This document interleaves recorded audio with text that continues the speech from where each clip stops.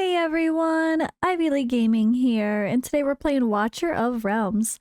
For today's video, I'm going to go through the dev insights for the post today of January 19th. This is in response to questions from the 25th through the 7th. We have a new dev Q&A, so let's take a look.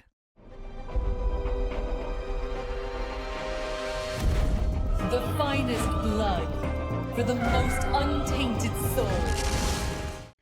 Alright, so this is our normal dev insights. I'm going to go through and try to be more selective like I started to be, so these videos are a bit shorter, but also not missing any key things to note. Hopefully there'll be some teasers of some important content to come, and I will, go through and call this list and pick some important ones. So let's get started. Alright, so question 1 has a pretty good point about updates. Please add a 10 to 15 minute countdown to the game prior to updates that require the client to close. This would give players the time to finish their current tasks, update gear for Guild Wars, and create an overall better experience. So this is, the timer idea is great. I know they're probably a Raid Shadow Legends player that is used to seeing that sort of pop up, but I am used to, I totally forgot about that. Normally, before an update is about to happen, you see a little pop-up saying, like, there will be maintenance in 30 minutes, and then it's, like, counts down. That would be really helpful, I think. But they said, we'll provide prompts and announcements and in-game banner notices. We will consider the use of countdowns as a means of notification. So, I think dev staff, if you're listening, maybe check out what Raid does for their maintenances. Like, they always have a little pop-up where it warns you that they're going to be closing this server. Alright, so another hot topic that I quickly scrolled through and saw multiple questions and comments on is still, yet again, in every single one of these, the Awakening Shop, and our use especially of the epic tokens or getting epic heroes.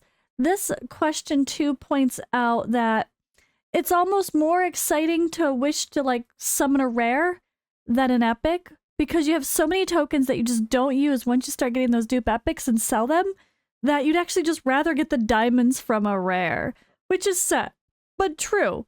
I mean, to be fair, I still prefer epics for the sake of points from events when that matters. Yeah, wishing to summon rares to get diamonds versus getting awakening tokens that we can never use is actually a good point. They definitely need to work on this sooner rather than later. And this has been something that has been mentioned in every single dev insight since, like, the start of the game. So I really wish that they would get on that a little bit sooner rather than later.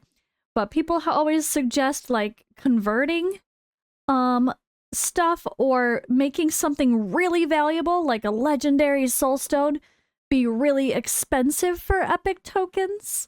That would be really nice as well, but you gotta be careful of putting too much legendary soulstones around. They're a little too rare, and they might get a little too broken, but yeah, I really, really like the idea of adding these somewhere like we talked about with Ray and my other collab.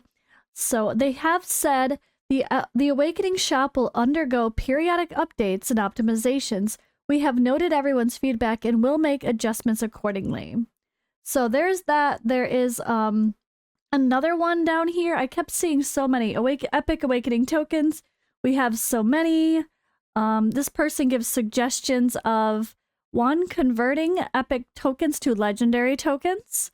Having Lord Awakening tokens specific to the lords, not just random epics in the shop, but maybe some of the epic lords in the shop would be nice. Hero skins would be really great. People love the cosmetics. I know I do.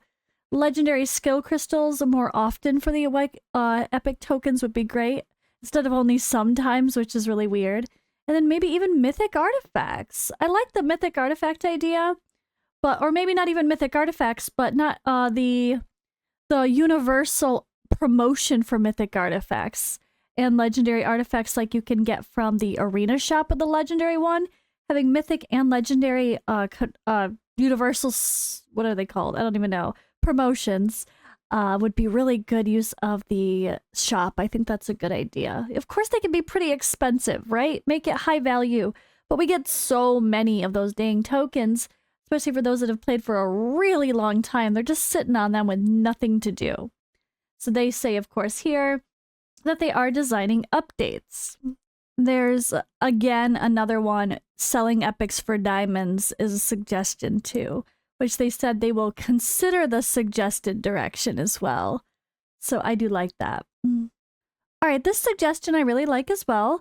Let the clan boss chest be repeated. If one gives you 200 gems, let the other one give you 200 gems, not items that the previous one didn't give you.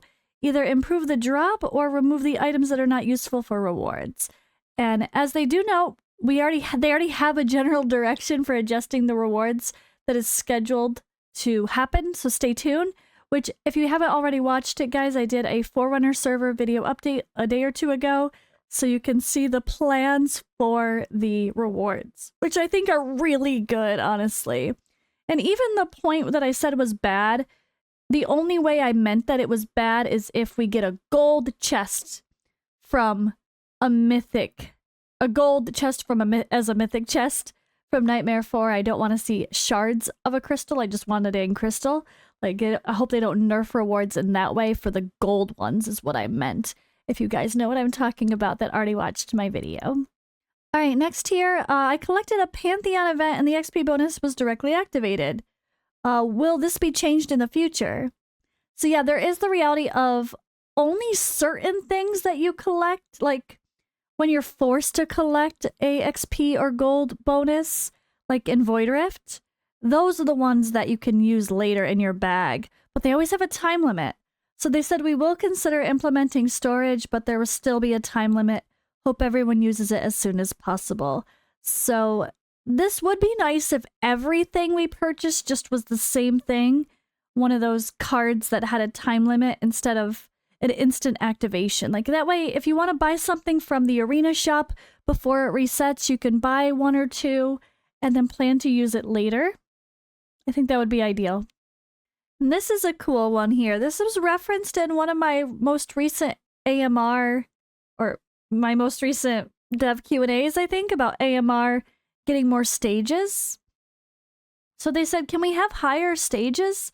It's a pain to use 22 stamina and see 2 flawless meteorite, and then you have more chance to craft an epic than a mythic one. While some artifacts are clearly more rare than others, please give us more flawless meteorite or up the chances to forge mythic artifacts. And the reply is, there will be new types of meteorites with additional functionalities. Please stay tuned. So I think this is what they had talked about. I think that was also Forerunner server update, right? That they added, yeah, they added an exclusive forge. Where you will be able to forge for exclusive mythic artifacts only from a certain material. So that's nice to see. All right, another fun one that I love the idea for.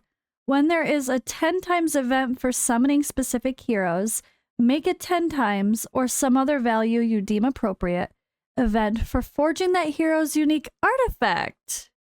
I love that.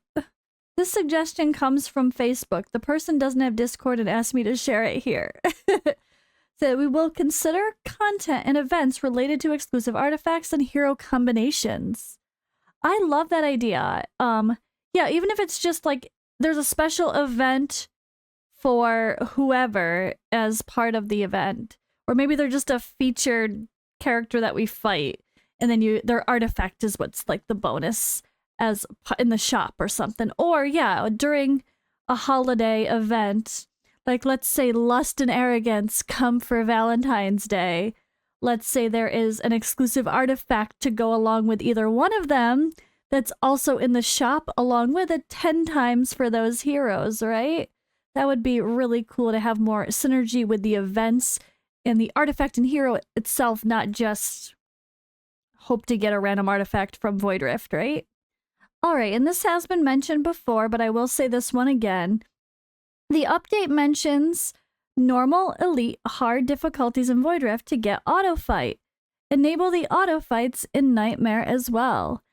And they do say auto battle for high difficulty dungeons will be available soon. So that's really nice to have them clarify again that the Nightmare Void Rift should be getting its auto battles too. All right, question 28, or comment, I guess. Proposal to introduce an auto chest mode into the game with a pre-installed set of heroes and the ability to take them into battle in the pool. Those heroes that the player has, but with the condition that they will be available for everyone on the field. Thus, the advantage is that someone takes certain heroes with them, he knows who will be on the field. I don't know if it's possible to post a link here of a sample in another game where this system is implemented. So this kind of reminds me of what I've said with Everlegion. That game had this really cool mode. I forgot what it was called already, but I think I have a video on it somewhere on my on this channel, where you actually can go in and fight live arena style, where there's a pool of heroes that's equal for everybody. And you could like choose which buff to take for your team. And then you can choose based on a cost, which heroes to buy to be able to use in your formations.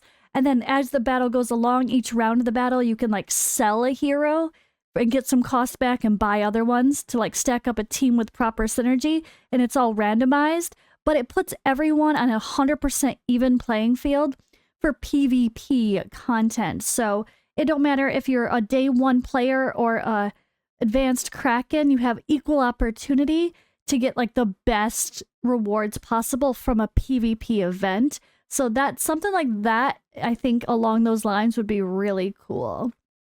And they did say here, we think it's a good idea, but it might need some specific planning. Please stay tuned. So we'll have to see if they have any spin-off of that idea. Maybe that is something I will try to put as an in-game suggestion as well, and describe the way Everlegion did it, and maybe even link my video from showing the event. I just think it's a really cool system for games to have. All right, and last here, they say, could you add something new to the guild, like a new dragon in the guild boss, or increase the number of players that can join a guild to more than 30 people? Because it's coming quite boring at the moment, and I just get stuck here. I hope this will be considered in an next update. They said they have been working on creating new guild bosses and will introduce them in future updates. I have heard since the start of this game with global launch, I know Mabucket has mentioned that they have said they are doing new guild bosses. That has been a plan. And I think that was actually maybe even mentioned during his dev interview a while back as well. But yeah, that's all for today's video, guys. Let me know what you think in the comments below. It's summoning weekend for sure. I'm going to have a whole lot of summons and a summoning party. So I'll see you guys a little bit later live on YouTube for our Friday summoning party. And stay tuned this weekend for my summons from my account, as well as some highlights from those fancy viewer summons.